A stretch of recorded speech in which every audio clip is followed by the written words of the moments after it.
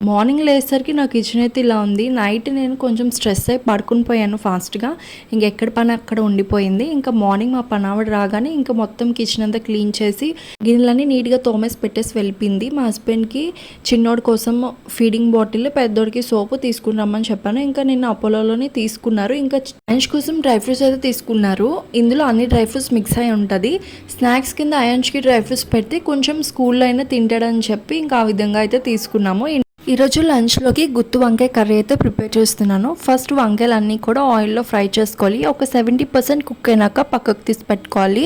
ముందుగా ఒక ప్యాన్లోని ధనియాలు, జీలకర్ర, ఎండుమిర్చి, ఎండు కొబ్బరి, జీడిపప్పు, నువ్వులు, పల్లీలు ఇవన్నీ తీసుకుని ఫ్రై చేసుకోవాలి. ఇందులో ఉల్లిపాయ, టమాటా, పచ్చిమిర్చి, వెల్లుల్లిపాయ, అల్లం, పసుపు, కారం, ఉప్పు అన్నీ వేసుకుని పేస్ట్ చేసుకోవాలి. ఈ పేస్ట్ని ఆయిల్లో వేసి ఫ్రై చేయాలి. వంకాయలు యాడ్ చేసి వాటర్ వేసి కొంచెం ఉడకబెట్టాలి. ఇంకా 30% వంకాయలు కూడా ఉడికిపోతే ఇంకా కర్రీ అయితే రెడీ అయిపోయింది. ఇంకెందుకు లేట్, మీరు కూడా ట్రై చేయండి.